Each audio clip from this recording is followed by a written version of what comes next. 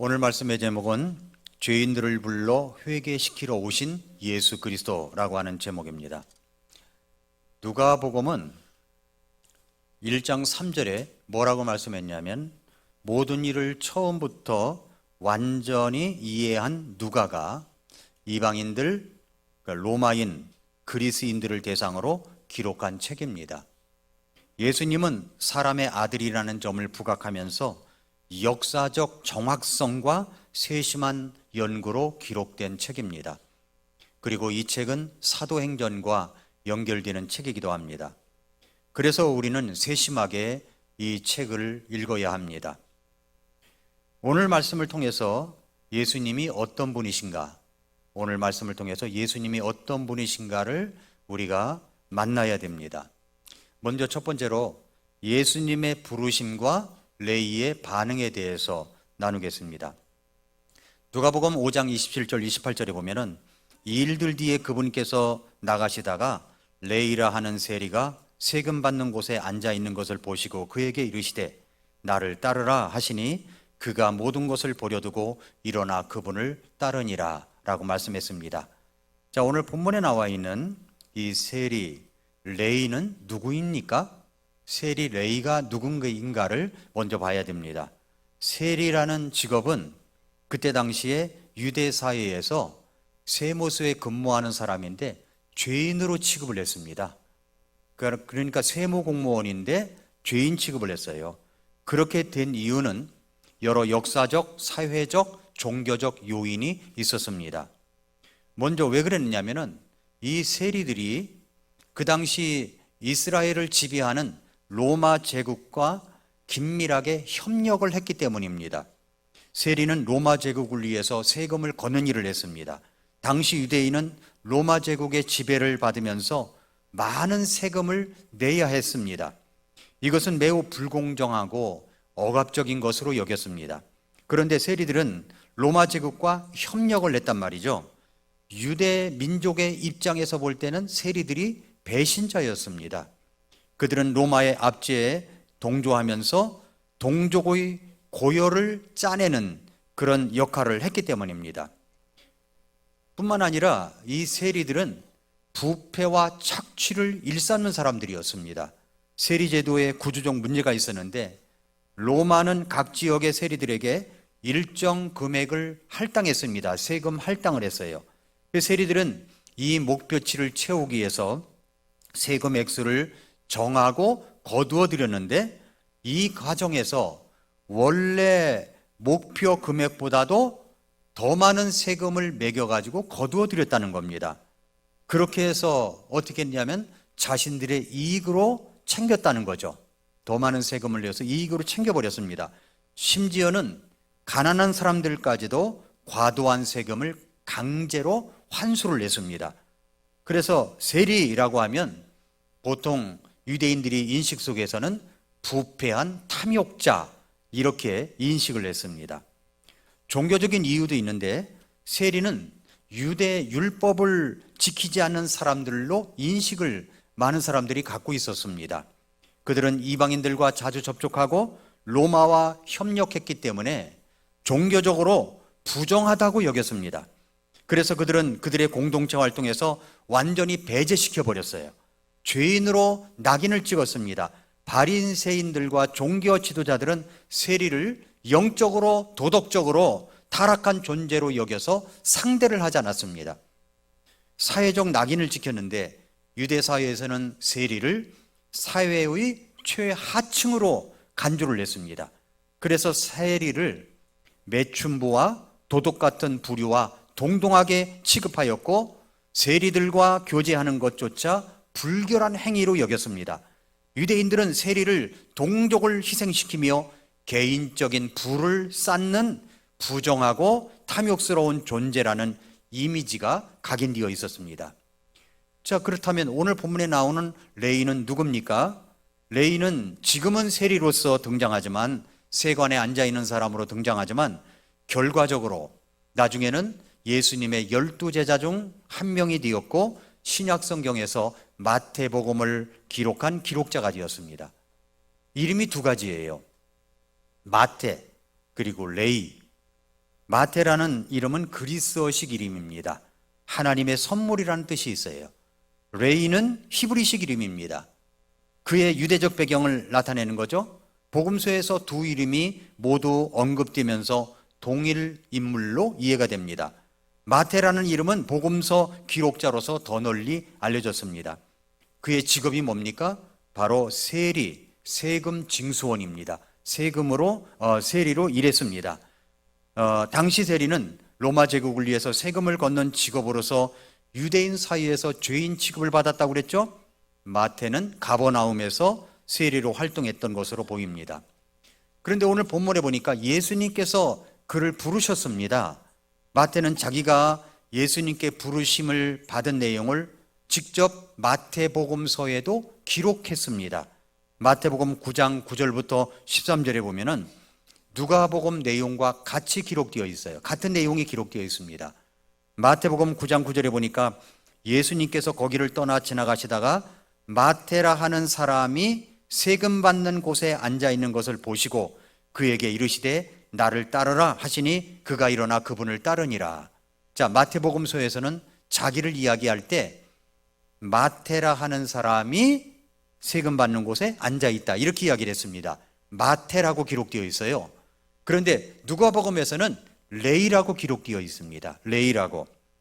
그러면 왜 마태복음에서는 마태라고 기록되어 있고 누가복음에서는 레이라고 기록되어 있느냐? 마태복음은 자기가 새롭게 변화된 정체성을 부각시키기 위해서 자기 이름을 그리스식 이름, 하나님의 선물이라는 이름 마태라고 기록을 한 겁니다. 그러면 누가복음은 왜 레이라고 했느냐 하면은 이것은 누가가 역사적 정체성을 기록한 겁니다. 역사적으로 볼 때 그는 레이였다라고 하는 것을 부각시킨 것입니다. 예수님께서 세리했던 레이를 부르셨다는 것은 주변 사람들에게 아주 충격적인 일이었습니다. 왜냐하면 위에서 언급한 죄인 취급을 받는 사람이었기 때문에 예수님께서 나를 따라오너라 이렇게 말씀하셨기 때문에 사람들에게 충격을 받았다는 거죠. 세리는 로마 정부로부터 세금을 거두어 들이는 독점권을 사야 했습니다. 그러나 그들은 원래 부과할 세금에 플러스하여 세금을 거두어 들였기 때문에 투자했던 모든 돈을 몇 년이 지나지 않아서 다 이제 만회할 수가 있었습니다. 그 독점권에 대한 돈을 지불하기 위해서 이 유대인 세리들은 자기들의 땅을 팔았을 수도 있었는데 이것은 이방인들에게는 아무런 문제가 되지 않았지만 유대인들로서는 약속의 땅을 팔았다는 것 때문에 정체성에 상당한 문제가 있었다는 것입니다. 그것은 에서처럼 자기의 배고픔을 해결하기 위해서 팥죽 한 그릇을 사는 것과 똑같이 생각했습니다. 유대인들은 땅을 파는 것을 반역보다 더 나쁜 것으로 여겼습니다.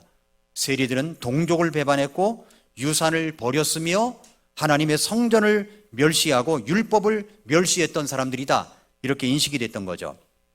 그들은 하나님을 버린 사람으로 여겼습니다. 그래서 사람들은 세리를 매춘부나 도둑질을 한 죄인과 같은 동급으로 취급한 것입니다. 사실 레이라는 이름은 이스라엘 레이 족속의 조상이 된 셋째 아들의 이름을 딴 것입니다.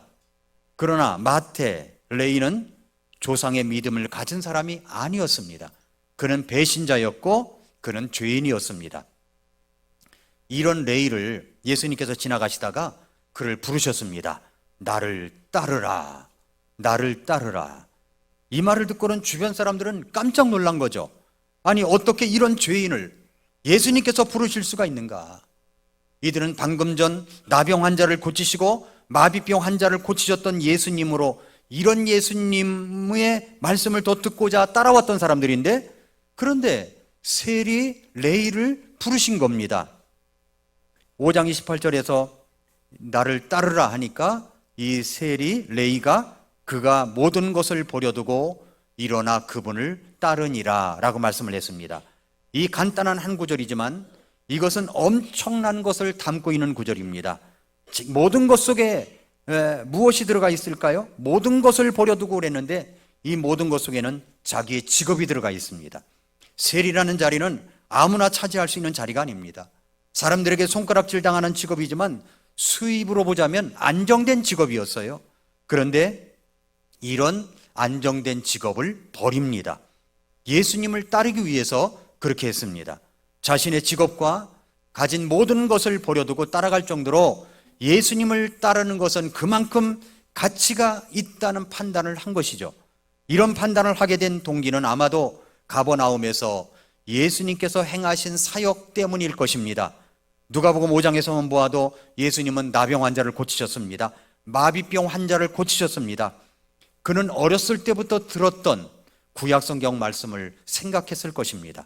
나중에 마태복음을 기록한 것을 보면은 그가 구약에 얼마만큼 정통한 사람이었는가를 알 수가 있습니다. 그는 구약성경에 대한 깊이가 상당했던 사람이었습니다. 마태복음을 기록한 마태가 구약성경과 당대 유대교적 전통에 대해 상당한 지식을 가지고 있었음을 그의 복음서를 통해 확인할 수가 있습니다. 이것을 통해 그가 얼마나 구약성경에 정통했으며 어떤 수준의 지적, 신학적 역량을 가지고 있었는지 우리가 추론할 수가 있습니다. 마태복음은 구약성경을 가장 많이 인용하고 그 성취를 강조하는 복음서입니다. 이는 마태가 구약성경에 대한 깊은 지식을 가지고 있었음을 보여줍니다. 마태복음에는 약 60회 이상의 직접적인 구약 인용과 수많은 암시적 언급이 포함되어 있습니다. 예수님이 메시아임을 증명하기 위해서 구약의 예언이 성취된 것을 아주 강조하고 있습니다. 예를 들어서 마태복음 1장 22절 23절에 예수님께서 이 땅에 태어나시는데 그 이름을 임마누엘이라 하리라 하는 말씀은 이사야 7장 14절 말씀을 성취한 것입니다. 마태복음 2장 6절에서 예수님이 이제 태어나신 장소를 이야기한 것도 미가서 5장 2절 말씀을 성취한 것입니다.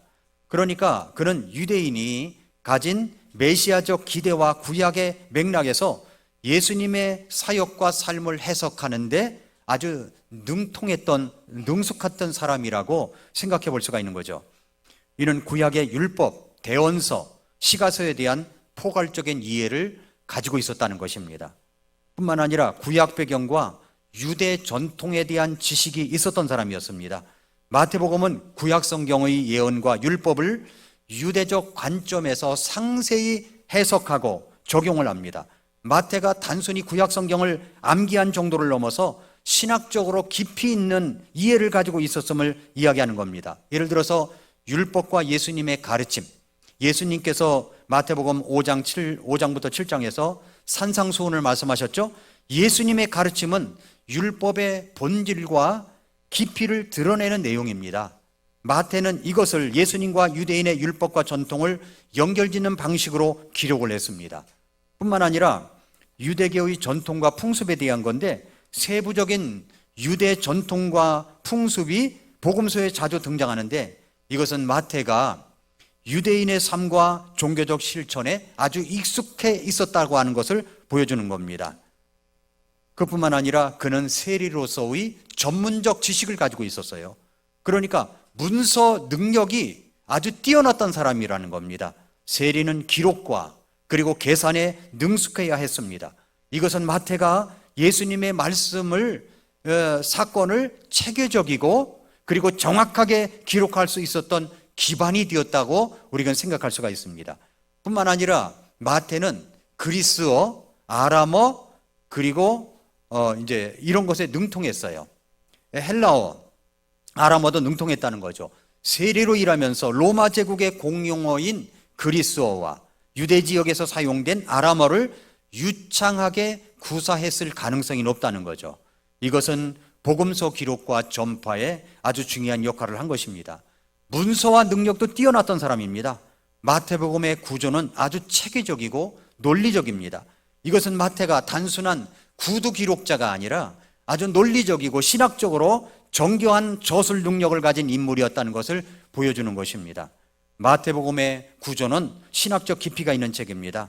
마태복음의 체계적인 구성과 신학적 깊이는 마태가 단순히 글만을 기록한 사람이 아니라 구약 성경의 메시아와 메시아적 사상을 깊이 이해하고 그것을 효과적으로 전달할 수 있는 능력을 가진 신학자였다라고 하는 것을 보여주는 겁니다. 예를 들어서 마태복음은 5개의 설교가 나옵니다. 5개의 설교. 첫 번째 설교는 마태복음 5장부터 7장의 산상수훈 설교고, 그리고 마태복음 10장에 12제자를 부르시고 내보내시는 설교, 전도 파송 설교가 있고, 그 다음에 마태복음 13장에 하늘의 왕국 비유 설교가 있습니다. 씨 뿌리는 자의 비유, 가라지 곡식과 비유, 겨자씨와 누룩의 비유, 숨겨진 보물과 진주 비유, 그물의 비유가 있습니다. 마태복음 18장에 보면은 교회와 공동체의 비유가 나오고, 그리고 마태복음 24장, 25장에는 올리브산의 설교가 나옵니다. 이 5설교는 예수님의 사역과 가르침의 핵심을 체계적으로 제시하면서 각각 이 천국 백성의 삶과 믿음의 원리를 심화시키는 내용입니다. 마태는 이 설교들을 통해서 예수님이 단순한 교사나 대언자가 아니라 구약에서 예언된 메시아임을 강조하면서 하나님의 윤리와 천국의 윤리와 소망을 제시했던 설교자였다는 것을 볼 수가 있습니다. 그러니까 마태가 교육 수준과 지적 역량이 아주 깊다는 것을 볼 수가 있습니다. 마태가 구약 성경과 유대교적 전통을 깊이 이해하고 기록할 수 있었던 이유는 유대인의 교육 전통을 가진 사람이었다는 겁니다. 지금 비록 세리이지만 그런 전통을 가진 사람이었다는 겁니다.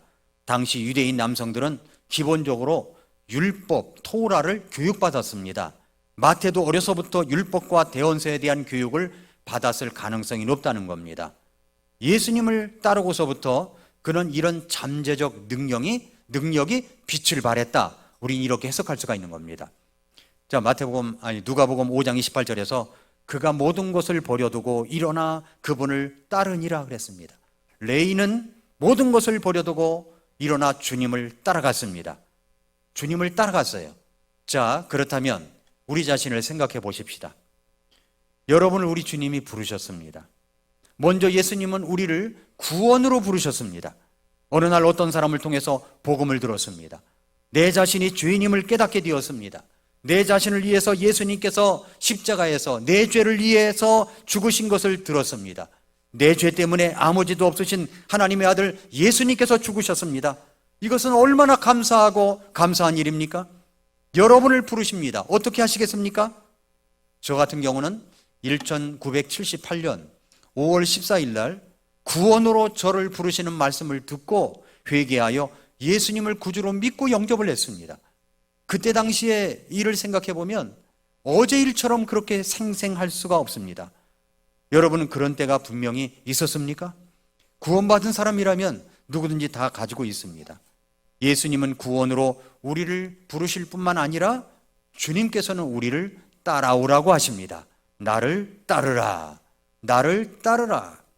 그렇다면 여러분은 여러분의 모든 것을 뒤로 하고 따라갈 수 있습니까? 여러분의 직업을 버리라는 말이 아닙니다. 여러분이 가진 모든 것을 다 버리라는 말이 아니에요. 우선순위 속에서 여러분은 예수님을 첫 자리에 두고 따라갈 수가 있겠느냐 하는 겁니다. 따라갈 수 있겠느냐? 물론 내 직업도 버리고 내 가진 것도 버리고 따라갈 수 있습니다. 풀타임 사역자로 말입니다. 그렇게 부르십니다. 그러나 우리 대부분은 주님을 따르는 것에 있어서 내 모든 것의 우선순위 속에서 주님을 첫 자리에 둘 수 있는가 하는 거죠. 주님을 첫 자리에 둘 수 있습니까? 누가복음 5장 28절에서 그가 모든 것을 버려두고 일어나 그분을 따르니라 라고 말씀을 했습니다. 그래서 첫 번째는 예수님의 부르심과 레이의 반응이 모든 것을 버려두고 예수님을 따라갔다라고 볼 수가 있습니다. 자, 그럼 두 번째로 레이가 베푸는 잔치에 예수님이 참여하셨습니다. 누가복음 5장 29절에 보니까 레이가 그분을 위해 자기 집에서 큰 잔치를 베풀었는데 세리들과 또 그들과 함께 앉아있는 다른 사람들의 큰 무리가 있더라. 자, 레이가 자기 집에서 잔치를 베풉니다. 그리고 사람들을 초대합니다. 주로 어떤 사람들을 초대했습니까? 보통 유대인들은 오지를 않았어요. 왜냐하면 죄인 취급을 하니까 죄인의 집에 내가 와가느냐 이렇게 한 거죠. 그러나 잔치를 베푼다고 하니까 유대인들이 눈에 불을 켜고 누가 가나 하고 본 거죠. 그랬더니 누가 갔습니까? 세리들이 왔습니다. 그리고 다른 사람들의 큰 무리라고 이야기하고 있는데, 이 사람들이 누군지는 모르겠지만 많은 사람들이 초청되어 왔습니다. 자, 레이는 예수님을 따라가면서 너무 기쁘고 감사해서, 그래서 자기 집에서 잔치를 연 겁니다. 큰 잔치를 베풀어요. 이 사람이 변화되었는가 안 되었는가는 그 다음 행보를 보면 압니다. 그 다음 행보를 보면 알아요. 그는 예수님을 위해서 할 수 있는 일을 생각했습니다. 그것은 주님을 음식으로 섬기는 것이었습니다. 자기가 할 수 있는 것을 한 거죠. 여러분, 같이 밥 먹자는 것, 이것은요 큰 섬김이요 배려입니다. 같이 식사합시다 라고 하는 것은 큰 섬김이요 배려입니다. 레이는 예수님을 위한 잔치이지만 자기 동료들을 초청했습니다. 사람들이 손가락질하는 세리들이 대거 참석했습니다. 다른 사람들의 큰 무리는 어떤 사람인지 모르지만 많은 사람들이 레이 집에 모여 잔치를 합니다. 그러니까 이 잔치는 두 가지를 내포한 겁니다. 하나는 예수님을 경외하는 마음을 표하는 성대한 잔치였다는 것, 또 하나는 자기 동료들에게 예수님을 만날 수 있는 기회를 제공하는 잔치였다는 겁니다. 자기가 만난 예수님, 구세주를 만날 수 있도록 동료들에게 제공을 하는 것이었습니다. 예수님은 그들과 함께 어떻게 하셨어요? 5장 30절에 보니까, 그런데 그들의 서기관들과 바리새인들이 그분의 제자들에게 투덜대며 이르되 어찌하여 예수님은 세리들과 죄인들과 함께 먹고 마시느냐? 라고 했습니다. 어찌하여 너희는 세리들과 죄인들과 함께 먹고 마시느냐? 라고 이야기를 합니다.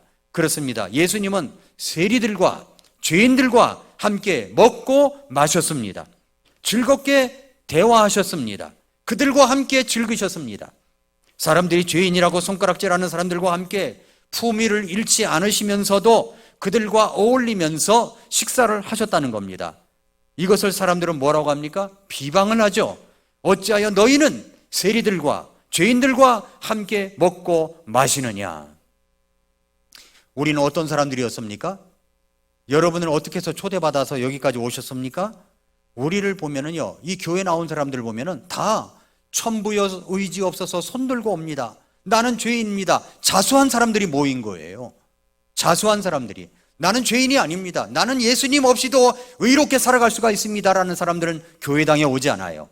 그러나 자기가 죄인인 것을 깨닫고 회개하고 정말 예수님 없으면 살 수 없다고 하는 생각하는 사람들이 모인 곳입니다. 이 예배는 잔치예요. 이 잔치에 우리가 함께 참여한 것입니다. 이것을 사람들이 손가락질할 수 있습니다. 비방할 수 있습니다. 또 사람들이 핍박할 수 있어요. 핍박할 수 있습니다. 레이가 베푸는 잔치에 예수님이 함께 하십니다. 예수님은 말씀하셨습니다. 두세 사람이 내 이름으로 모인 곳에 나도 그들과 함께 있다고요. 그러니까 이 예배는 누가 함께 하시냐면은 우리 구주 예수 그리스도께서 우리 예배 속에 함께 하시는 것입니다. 여러분, 그것을 믿으십니까? 그러니까 우리와 함께 하는 게 아니에요. 우리 예수님께서 함께 하시는 겁니다. 우리가 기쁘면 주님도 기뻐하시고, 우리가 정말 어떤 박수를 보내면 주님도 박수를 보내주실 것입니다. 이런 예배 속에 우리가 함께 하는 것이고 하나님의 말씀을 듣고 있는 것입니다. 자, 그렇다면 마지막으로 볼 때 예수님은 왜 오셨는가를 봐야 돼. 예수님은 왜 오셨는가? 뭐라고 그랬습니까? 어찌하여 너희는 세리들과 죄인들과 함께 먹고 마시느냐? 라는 비방에 예수님께서 아주 명언을 남기십니다. 5장 31절 32절에 보니까 예수님께서 그들에게 대답하여 이르시되 온전한 자들에게는 의사가 필요 없으나 병든 자들에게는 필요하니 나는 의로운 자들을 부르러 오지 아니하고 죄인들을 불러 회개하게 하려고 왔노라 하시니라. 예수님이 왜 오셨다고요? 왜 오셨어요? 죄인들을 불러 회개하게 하려고 오셨다 말씀하셨습니다. 예수님이 왜 오셨는가 분명하게 나옵니다. 여기 비방하는 서기관들과 바리새인들을 보십시오. 그 지역 종교 지도자들입니다. 하나님의 말씀을 가지고 가르치는 사람들이에요. 이들의 눈에는 예수님이 어떻게 보였을까요? 너희는 어찌 세리들과 죄인들과 함께 먹고 마시느냐? 세리들, 죄인들, 갈릴리 아무가의 천민들이라고 생각했습니다. 이들은 편협했습니다. 율법주의자들이었습니다. 이들은 이중적인 위선자들이었습니다. 예수님께서 길에서 강도 만난 자를 이야기하실 때 제사장과 레위인은 어떻게 했습니까? 그냥 지나쳤다고 했어요. 나는 빨리 예배 드리러 가야 돼. 나는 빨리 하나님 말씀을 가르치러 가야 돼. 이런 핑계를 대고 그들은 강도 만나서 거의 죽게 된 사람들을 버려두고 그냥 지나갔다고 예수님께서 말씀하셨습니다. 하나님의 일에 바쁘기 때문이죠. 성경을 가르쳐야 할 일들이 많다는 핑계입니다. 이들은 세리들과 죄인들과 함께 하시는 예수님의 모습을 보고 더 이상 화를 참을 수가 없어서 비방했습니다. 그런데 그들의 서기관들과 바리새인들이 그분의 제자들에게 투덜대며 그랬어요. 투덜댔습니다. 투덜대며, 이 단어의 원어적 의미를 찾아보니까 불만과 비판이 공개적이라기보다는 옆에서 속삭이듯 말하는 거예요. 투덜투덜대는 거죠.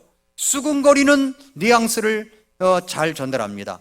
이 맥락에서 바리새인들이 투덜거리면 그들이 예수님의 행위를 직접적으로 비난하기보다는 간접적으로 옆에 있는 사람들에게 불평하며 예수님의 권위를 인정하지 않으려는 태도를 보여주고 있는 겁니다.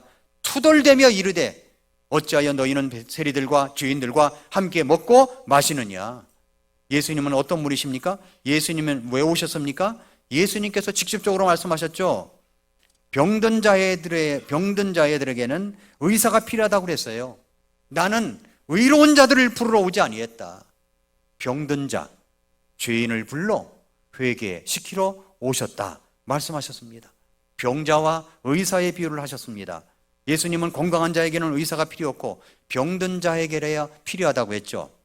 이는 예수님의 사역이 스스로 의롭다고 여기는 자들이 아니라 자신의 죄를 인정하고 회개가 필요한 자들을 향해 있음을 분명히 합니다. 죄인을 부르러 오셨습니다.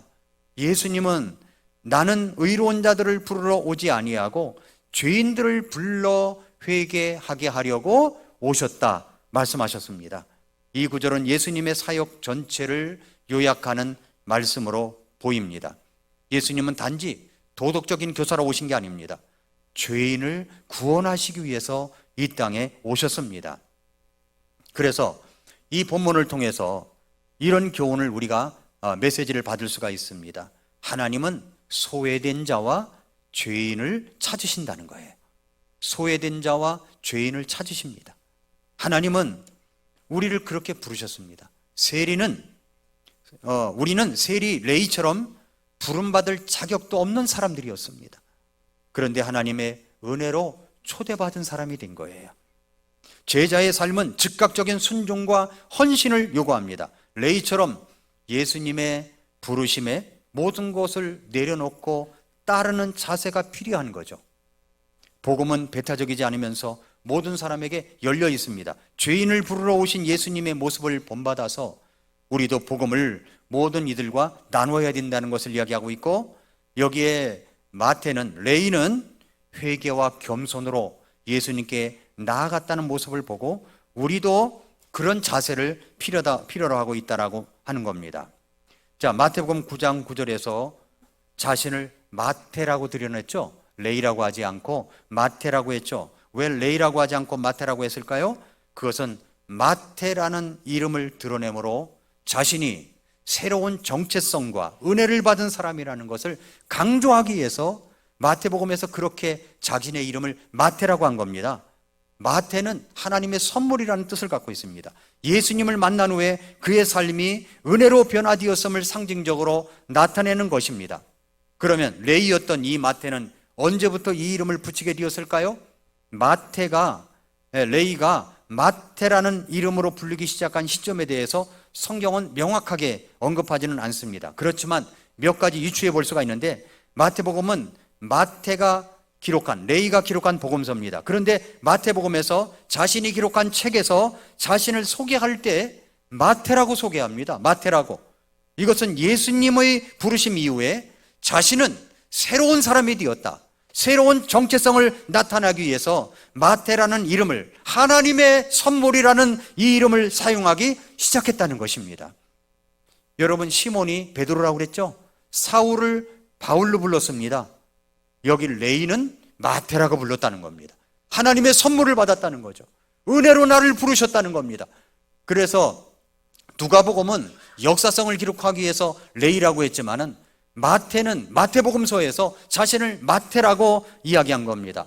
복음 전파를 위해서 새로운 이름 마태를 사용했다는 것입니다.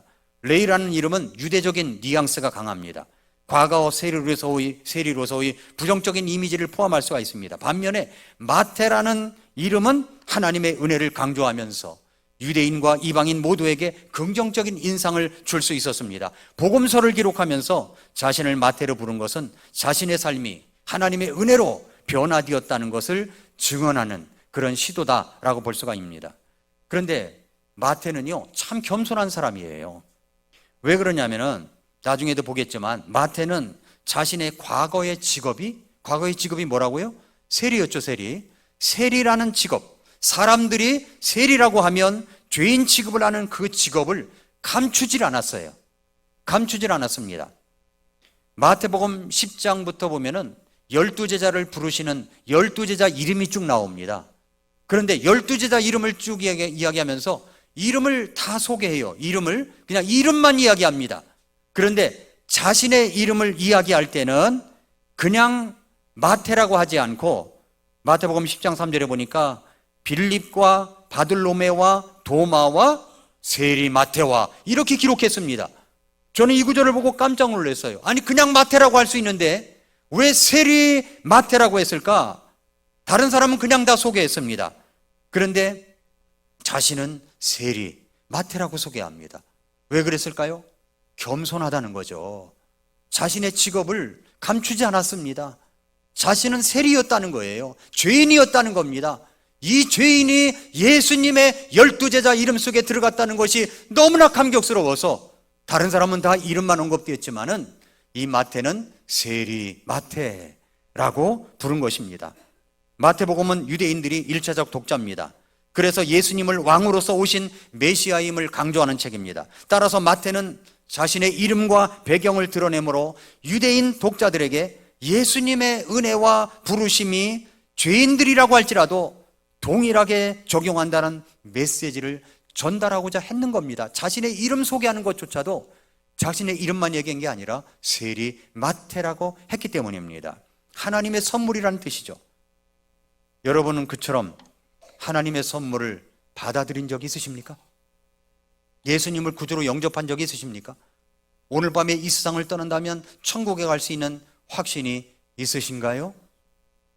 마태처럼 그렇게 예수님이 나를 부르실 때 기꺼이 모든 것을 뒤로 하고서라도 따라 나설 수가 있겠습니까?